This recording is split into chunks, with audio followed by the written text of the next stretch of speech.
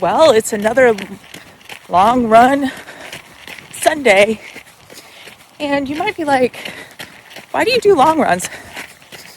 Well, today's 9 miles, and I have half marathons coming up, and half marathon is 13.1 miles, so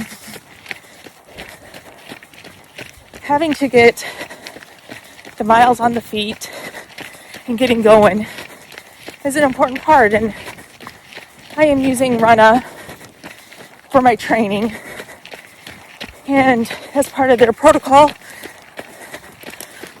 they say, hey, do 9 miles in an easy run. Well, easy run is supposed to be at conversational pace, zone 2.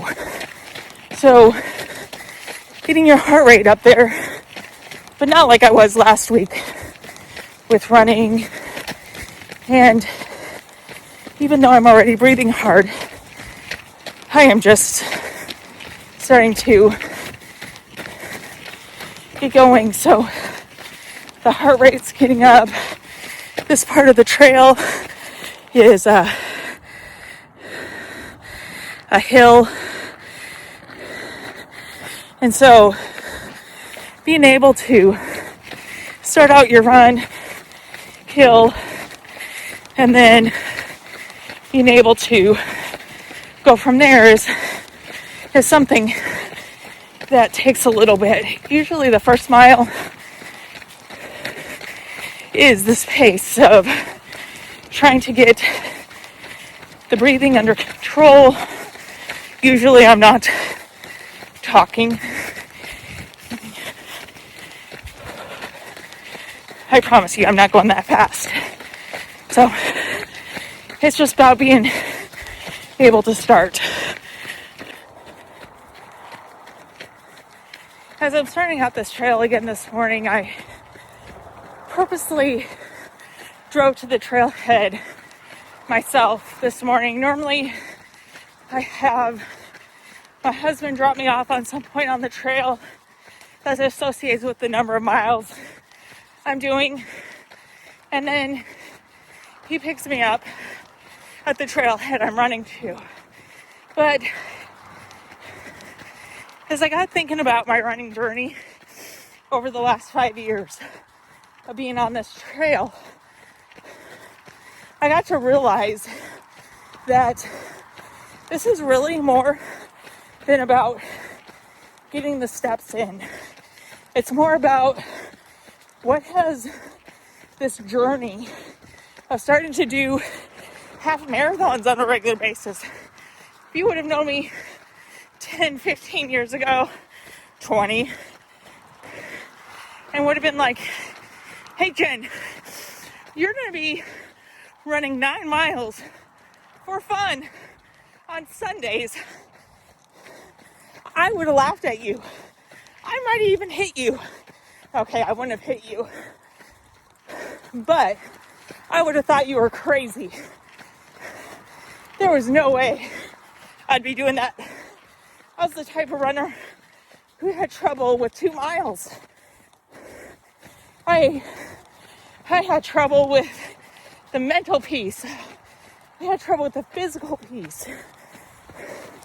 You put me in the gym and tell me to lift, I got you. Running? No. Not at all. And so, as I was thinking about this last night, of this run, I was like, I need to kind of go back to starting where I drove myself to the trail. What did that exactly mean? How did I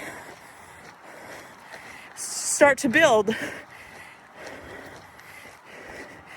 this 9 miles now or more for fun on a Sunday? And so as I start to gain this journey back, or continue it, I should say, of being able to start to look at what does running an easy run on a Sunday really mean, and being able to start to listen to cars, the birds, seeing the cows, seeing the trees before the leaves come on, because it's February. Finding that enjoyment. The first couple miles here, I'm purposely not turning on my head or my music. I'm just choosing to listen to all the sounds surrounding me and enjoying the run and walk. That was my, hey, I made it 1.5 miles from where I parked my car. And I remember one day telling my husband, I can't do this. I'm struggling. This is such a long ways. When that bike up there meets us, that's where we're turning around. And he was like, okay. And so we kept running and running and running. And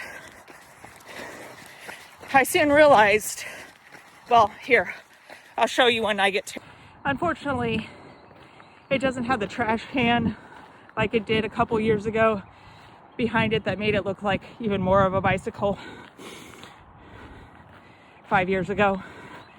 But I've come to realize that this post is no longer scary, that this is just the beginning of time for myself, time to get in shape. And really, it's only 1.5 miles. Again, you asked me 10, 20 years ago if those words would ever come out of my mouth, and I would have laughed at you. So this post right here, this is about 3.5 miles from where I park. And I'm going to try to keep my camera straight. I forgot my tripod today, so we'll see how this works. But this post right here, I remember my husband and I, he wasn't my husband at the time, we were just dating, and he came down from Kansas City, and I was like, hey, I'm gonna wait for you because it's gonna be dark and I don't want to run on the trail by myself. So it was a Friday night, working on getting the miles in, and he is one of those naturally athletic people. I am not. And so, of course, he was like, you want to go for a run?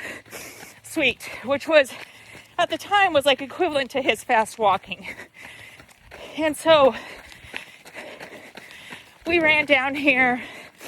I'm guessing I was supposed to be doing 7 miles. And going around that pole. And I remember, as we get to this pole here, which I'll show you here a second, right there, which I'm hoping faces that right now, that he goes, I thought you would stop by now. And I remember that's one of the instances that my thought process with running started to change. That somebody who I viewed was way better athletic than me was expecting me to walk, and I didn't. Of course, he would never say, hey, aren't you gonna walk by now? And he is one of the biggest encouragers that I have and can help me change my thought process around when I get down on myself after a run and it didn't go the way I wanted it to. And so, as I'm telling all these stories today, it's not to show off on, oh, I can run 9 miles now. Woo! It's about giving you the realization that it's about the small moments in any workout journey, in any walking journey, and really any journey in life, that the small moments, the small incurred accomplishments is how we keep going and going on the fight of whatever goal we have. Because breaking out of comfort is hard. There's a lot of fear. There's a lot of what ifs. And so those small pieces along this journey of whichever this goal, for me right now, it's this run that I'm sharing with you guys, of being able to work through this and being able to get to Salina, which I know it's not a big marathon. It's not like the Boston or New York or Chicago, but it's a start. And maybe one of these days I'll be filming going, I'm training for Boston. Well, hit the halfway point, 4.5 miles in, feeling good. The sun is out, the light breeze, the trees haven't started the leaves yet, so there's an actual breeze coming through here. Oh, loving this Sunday long run day. So I'm about 6.5 miles in, and I'm really having to do some serious self-talk. Not that it's hard, or not that it's just I'm looking at Strava and I'm not going as fast as what I think. So then my mind just goes, right? And so I'm going to get under this bridge and put down the phone, or put the phone back in my pocket, I should say, and go and realize that time does not matter. It is an easy run to build the endurance, and that's all this is. Even if I want to tell myself I should be going faster. Shoulds aren't always a helpful thing. 9 miles complete today. Wow. So I'm glad you came with me down memory lane as I shared stories throughout this run about this trail, and realizing that the trail has a lot of memories of my journey so far with the running, and it will continue to have multiple memories. So 9 miles, not the fastest I wanted to do, not, feeling a lot of confidence there.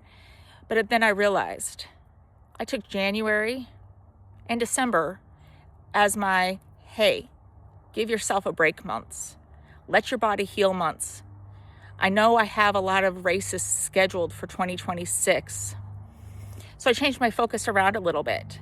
And so, of course, I'm rebuilding. And that's okay. Because building and giving yourself break is just as important on this journey.